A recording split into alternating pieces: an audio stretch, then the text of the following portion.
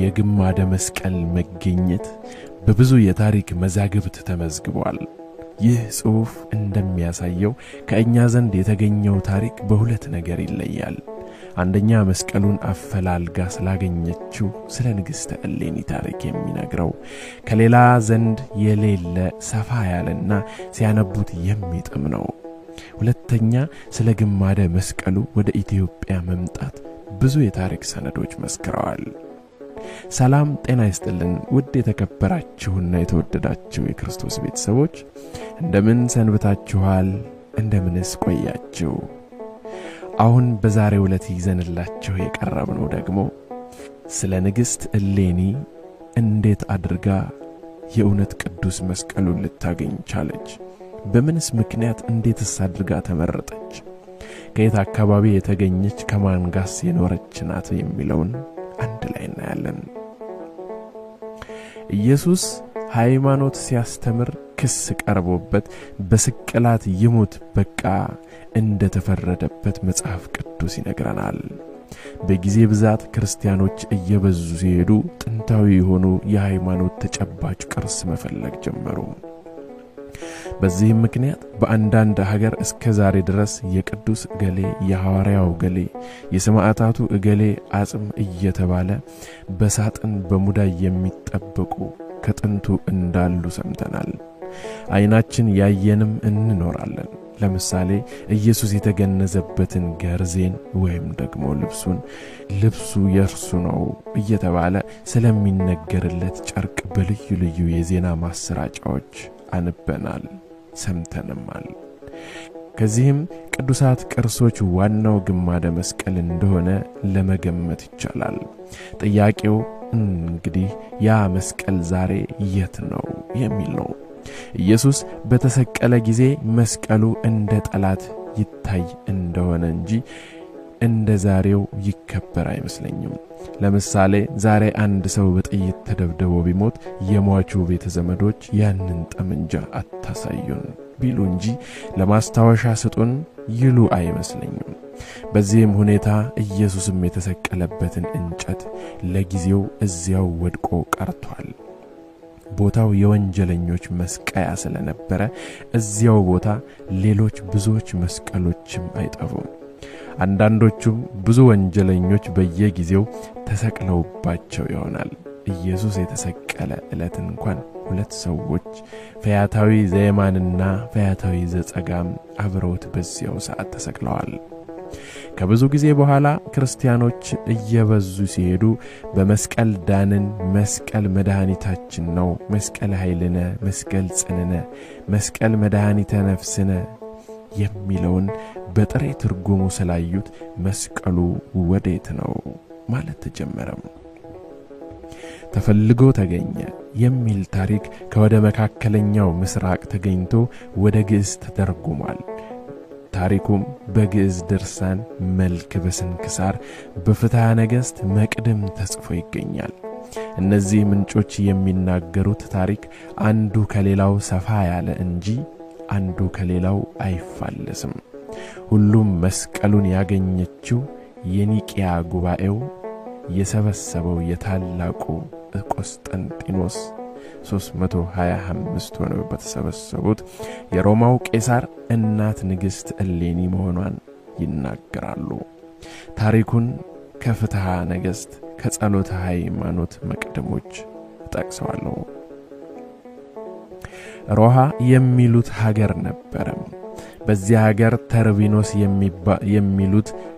የሚሉት በጎ ምዕመን ሰው ነበረ። ሶርያዊ ነጋዴ ነው። ሚስቱም እሌኒ የሚሏት ምዕመንት ፈራይተ እግዚአብሔር ነበረች። እጠቅሰዋለሁ ካለው ላይ ተመለስ። የተከበራችሁ የሰባት ቤተሰቦች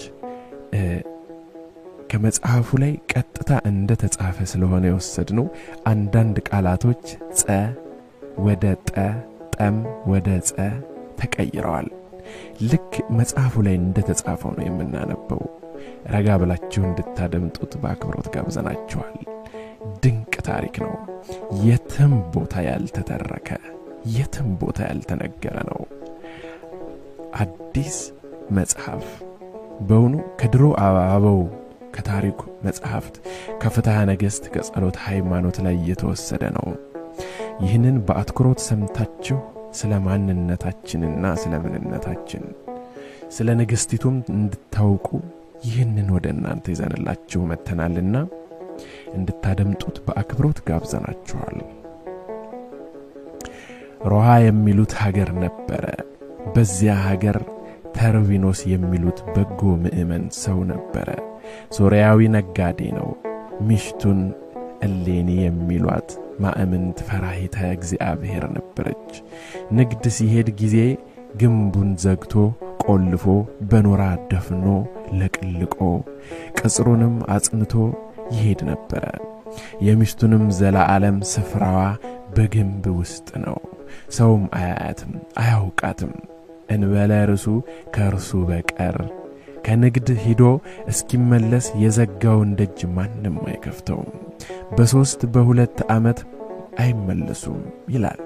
ከዚህ በኋላ በሶስት ዓመታቸው ከነጋዶች ጋር ሲመለሱ ባህርን አልፈው ከሰፈሩበት ሲጫወቱ ስብሐታተ እግዚአብሔር አግብተው ለእግዚአብሔር ጸሎት አድርሰው ከእጅ መከራ አወጣን ብለው ሲያመሰግኑ ደግሞም የቤታቸውን የሚስታቸውን ነገር አንስተው ሲጫወቱ ሚስታችን ከሌላ ወልዳ ለሞግዚት ሰጥታ ደብቃ ብታሳድግ ምን እናውቃለን ሲሉ የእሌኒ ባል አመፀና መለሰና የእኔስ ሚስት እንዲህ ያለ ነገር አታውቅም፣ በጊዜያት በጸሎት ብትውል እንጂ እንዲህ ያለ ነገር አያውቃትም፣ በጎ ፍጥረት ናት አላቸው።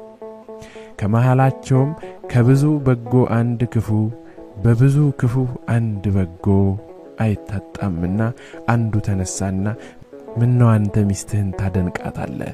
ከማን ትሻላለች? አሁን ሂጄ ተገናኝቻት ብመጣስ ጠቃሽ ባይኖርባት ነው እንጂ አለው። ያም በጎ ሰው መለሰና ጠባይዋን ባያውቅ አታውቅም፣ የእኔን ሚስት እንኳን ትገናኛት መልኳን ብታያት የታየውም ስንኳ መልኳን ድምጿን ብትሰማት ከመርከቤ ወርጄ ከቤቴ ወጥቼ ልሂድልህ፣ ሰብአ ነጋዴያን ሁሉ ምስክር ይሁንብኝ፣ እግዚአብሔር ምስክር ይሁንብኝ፣ እኔ ከወጣሁ እስክመለስ ድረስ የቆለፍኩትን ተመልሼ ብከፍተው እንጂ ሌላ አይከፍተውም፣ እርሷ አትወጣም ሰውም አይገባም አላቸው። ነጋዶቹም አመጹና ይላል እንወራረድ ይላል፣ እንዲያወጣህ ተወራረድ አሉት። እርሱም የከብት የገንዘብ ፍቅር ሰይጣን አሳይቶታልና ይቻለኛል አለ። ያም በጎ ሰው አመጸና መለሰና ይህንን ነገር አድርገህ የመጣህ እንደሆን ወረቴም ሸቀጤም ግምጃዬም ብሬም ባሪያዬም አግማላቴም ግመሎቼም ያለ ሁሉ ከብቴም ገንዘቤም እንበለ ልብሴ ከልብሴ በቀር ሌላው ያንተ ይሁን አለው። ከዚያ በኋላ ሄደ። ቀድሞም ሰውየው ክፉ ሰሪ ነበር ይላል። ደረሰና ሀገረ ሮሃ ከተርቢኖስ ሚስት አገናኙኝ አለ። እሷንስ ስንኳ ሰው ፀሐይም አያያት አሉት። ባይሆን ከገረዲቷ ጋር አገናኙኝ አላቸው። አገናኙት። ከሩቅ ሀገር የመጣ ሰው ልገናኝሽ ይላል ብለሽ ንገሪያት አላት። ሄዳ ነገረቻት። ወትሮን ዛሬ እንዲህ ያለ ግብር ታውቂብኛለሽ አለቻት። ሄዳ አልሆነልህም አለችው። ይህ ያህል ወርቅ እሰጥሻለሁ ብሏል በያት አላት። ገብታ ነገረቻት። የተርቢኖስን ሚስት በከብት በገንዘብ በወርቅ በያዘችው መታቻት። ደማች። ደሟን እያዘራች ሄዳ አይሆንልህም ስልህ አስመታኸኝ ሂድልኝ አለችው። ይህን ወርቅ ላንቺ እሰጥሻለሁ፣ ሁለቱ ባልና ሚስት የሚያውቁት ሌላ የማያውቀው ገንዘብ ወይም ደግሞ ዕቃ እንዳለ ስጭኝ አላት። ይህንንስ አደርግልሃለሁ ብላ ያንገቷን እንቁ ወስዳ ሰጠችው። ይዞ ሄደ። እንደምን ሆን መጣህ አሉት። ወድጃት ወዳኝ ለምጃት ለምዳኝ መጣው አለው። ውሸትክን አለው። ይኸውልህ ብሎ እንቁን ከአንገቷ ያወረደውን የሞኝ ሚስት በምልክት እንዲሉ ለዋልደር ለመርመር ሳይል ቢደርስባት ነው እንጂ ይህንን ማን ይሰጠው ነበር ብሎ ወረቱን ለቆለት ሄደ። ከቤቱ ገብቶ ያዝን ይቆረቆር ጀመር። ወትሮስ እንኳ ይህንን ያህል ዘመን ኑረህ መጥተህ ወጥተህ ስትመለስ ብዙ ታጫውተኝ ነበር። ባልንጀሮችህ ተድላ ደስታ ያደርጋሉ፣ አንተ ታዝናለህ፣ ምን ሆነሃል አለችው። እነርሱ ከነወረታቸው ገብተው ነው አላት። እኔ ግን ስንት ዓመት የለፋሁበትን ወረቴን ማዕበል ሞገድ ተነስቶ አሰጠመብኝ፣ ምን ላድርግ? እኔ ያላዘንኩ ማን ይዘን አላት። እርሷ እግዚአብሔር ሰጠ እግዚአብሔርም ነሳ። ያየነውን ቢነሳን ያላየነውን ይሰጠን የለምን? አንተ 50-60 የኔ 50-60 ዘመድ ቢኖረን ከነዚያ ተበድረህ እንደ ቀድመው ትነግዳለህ። ምን ያሳዝንሃል አለችው። እኔስ አበድርበት በነበረው ሀገር ተበድሬ በከበርኩበት ሀገር ተዋርጄ አልኖርም። ወደ ሀገሬ እሄዳለሁ፣ አንቺን ግን ሁሉ ያከብርሻል፣ ሁሉ ይወድሻል። የወደድሽውን ኑሪ ብሎ በነገር ይነካታል። እርሷም አንዱ አካል ሲሄድ አንዱ አካል ይቀራልን? እኔስ ወዴት እቀራለሁ አለችው። ከወደድሽውማ ብሎ በሳጥን አድርጎ በግመል ጭኖ ይዟት ሄደ። ከባህር ሲደርስ መርከብ ተከራይቶ ይዟት ገባ። ከጥልቅም ባህር ሲደርስ መንፈሰ ቅንዓት ተነሳበት። ምነው ሌኒ ሳምንሽ ከዳሽኝ፣ ስወድሽ ጠላሽኝ አላት። አንተን ግጄ ማንን ሳምን፣ አንተን ጠልቼ ማንን ስወድ አለችው። ይኸውልሽ ብሎ እንቁን ሰጣት። የሰጠኸኝ ገረድ ልገናኝሽ ብሎ ላመጣው ሰው ወስዳ ሰጥታዋለች እንጂ የሰውየውን ስንኳ ግብሩን መልኩን አላየውትም አለችው። ስራሽ ይግደልሽ፣ ስራሽ ያድንሽ ብሎ በሳጥን እንዳለች ገፍትሮ ከባህር ጣላት። መንፈስ ቅዱስ መጋቤ መልአኩ ቀዛሬ ሆነው ከባህር አውጥተው በበራንጠያ ወደብ አኖሯት። ቁንስጣ እንዳጋጣሚ ከባህር ዳር ነበረ። ሳጥኑን አይቶ ማዕበል ሞገድ ከነጋዴያን ነጥቆ ያመጣው ነው ብሎ አስመጥቶ ከፍቶ ቢያይ እንደ ፀሐይ የምታበራ ሴት ወይዘሮ አገኘ። አሕዛብ ለፍትወት አይቸክሉምና መንፈቅ የውስጥ ርሳት ቆሻሻ የሚያጸራ ሽቱ እያጠጣ መንፈቅ የአፋ ርሳት የውጭ ቆሻሻ የሚያጸራ ሽቱ እየቀባ አኖራት። ከዚያ በኋላ ተገናኛት። ቆንስጠንጢኖስ ተወለደ። በተወለደ በ14 ዓመት አባቱ ንጉሥ ቁንስጣ ሞተ። እሱ ነገሰ፣ ፍርድ አወቀ። ለሰው እጅግ አነጋገሱ በጀ። ከዚያ በኋላ ቆስጠንጢኖስ በዚህ ትመውዕ ጻርከ፣ ቆስጠንጢኖስ ሆይ በዚህ ጠላትህን ታሸንፋለህ የሚል በአየር ነገር አየ።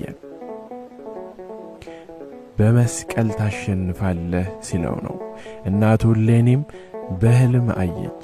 ሁሪ ሀበ ሀገረ ኢየሩሳሌም ወአርአዩ መስቀሎ ለኢየሱስ ክርስቶስ። ኢየሱስም ከተማ ሂጂና የኢየሱስ ክርስቶስን መስቀል ግለጭ አላት። ይህንን ነገር ለቆስጠንጢኖስ ነገረችው። እርሱም የቀደመ ነገሩን ልብ አደረገና ሂጂ አላት። እርሷም ሄደች። ምስለ ሰራዊተ ወልዳ በልጇ ሰራዊት ታጅባ ሌሊት በፋና ገሰገሰች። መስከረም 16 ቀን ስትሻ ስትመረምር በየሀገሩ ስታድር እስከ ጎልጎታ ደረሰች። ከዚያ በኋላ በተቀበረበት ሀገር ደርሳ ሹሙን ቄስ ገበዙን አስራ ብታስመረምር እኛ ቢሆን አናውቅም፣ ከአእሩግ የሰማነው ግን በጉድፍ መጣያ ሲሉ ብለው ተመረመሩ። አሮጊት ቢመረምሩ ከበርሜዳ ጉድፍ ነው ስትል ተመረመረች። ኋላም ቄስ አስመጥተው ዕጣን አስወገረች፣ አስጨሰችና ቀኖና አስያዘች። እሷም ያዘች። ዕጣን ቢወግሩ አየር ወጥቶ ተመልሶ በመስቀል ራስ ላይ እንደ ቀስተ ደመና ተተከለ። ጢስ ከተተከለበት ብታስምስ በ10 ክንድ የጸጋማይ መስቀል ተገኘ። የእውር ሰው አይን ቢያብሱ አላበራም አለ። የአንካሳ ሰው እግር ቢያብሱ አላረታም አለ። ለለምጻም ቢያብሱ አላነጻም አለ። ለደዌ ቢያብሱ አልፈውስም አለ። ሞት አላስነሳም እንዲሁም አላቸው። ደግማችሁ ማሱ የጌታዬ መስቀል አይደለም ማለችና ዳግም ብታስምስ በ10 ክንድ የየማናይ መስቀል ወጣ። እንዲሁ እንደዚሁ አልፈውስም አለ። ደግሞ ብታስምስ 10 ክንድ ታላቅ ድንጋይ ተገኘ። ድንጋያን አውጥተው ደግሞ ቢምሱ 10 ክንድ የክርስቶስ መስቀል ተገኘ። ከዚያ በኋላ አውጥተው ለሞት ቢያስነኩት ሙት አነሳ፣ ደዌ ፈወሰ፣ ለምጽ አነጻ፣ እውራንንም አበራ፣ አንካሳንም ረታ። ያን ጊዜ የጌታዬ መስቀል ነው አለችና ያሬድ እንዳለ የበበት ዮም እሌኒ አጽሐሰት በእገሪሃ ወጠፋት በእደዊሃ መስቀል ኃይልነ መስቀል ጽንነ መስቀል መድኃኒተ ነፍስነ ብላ ስትል ገለጸች ይላል። መስቀሉን ስትፈልግ ወዲያ ወዲህ እያለ ይላላካት የነበረ ይሁዳ የሚባለውን የኢየሩሳሌም ሰው አስጠምቃ ጳጳስ አስሹማ ስሙን ኪራኮስ አሰኝታ ወደ ሀገሯ ተመለሰች። መስከረም 16 ደመራ የምናከብረው ይህንኑ እሌኒ ቅድስት መስቀሉን ያገኘችበት ቀን ለማስታወስ ነው። እሌኒ ወደ ልጇ ስትመለስ እግረ መንገዷን በቀድሞ ባሏ በተርቢኖስ ሀገር ደርሳ ያደረገችውን እንተወውና ከዚህ የተገኘው መስቀል ወደ ኢትዮጵያ ስለመምጣቱ እንጻፍ። ውድ የተከበራችሁ የክርስቶስ ቤተሰቦች እንግዲህ ንግሥት እሌኒ ከብዙ በጥቂቱ ቀንጭበን ለዚህ ወራትና ለዚህ ወቅት ይሆናል ብለን ያዘጋጀንላችሁ ይህንን ነው። ንግሥት እሌኒ በእንደዚህ አይነት ጽናትና በእንደዚህ አይነት ታማኝነት ውስጥ ለባሏ ታምና የኖረች ለተርቢኖስ እጅግ በጣም እምነትን ሰጥታ የኖረች ነበረ። ነገር ግን ቅናት በውስጧ አድሮ ሰይጣን ሲፈትነው ወድቋል። ንግሥት እሌኒንም አጥቷታል። ነገሮች ሁሉ ለበጎ ነው የሚሆኑትና እግዚአብሔር ኢየሱስ ክርስቶስ የተሰቀለበትን መስቀል እንድታገኝ የሱ የመስቀሉ የተሰቀለበትን ቦታ እንድታወጣ ያደረጋት የተለየች ልዩ ሴት ናት። ስለተከታተላችሁንና አክብራችሁ ስላዳመጣችሁን እንደምንፈልገው ሰብስክራይብ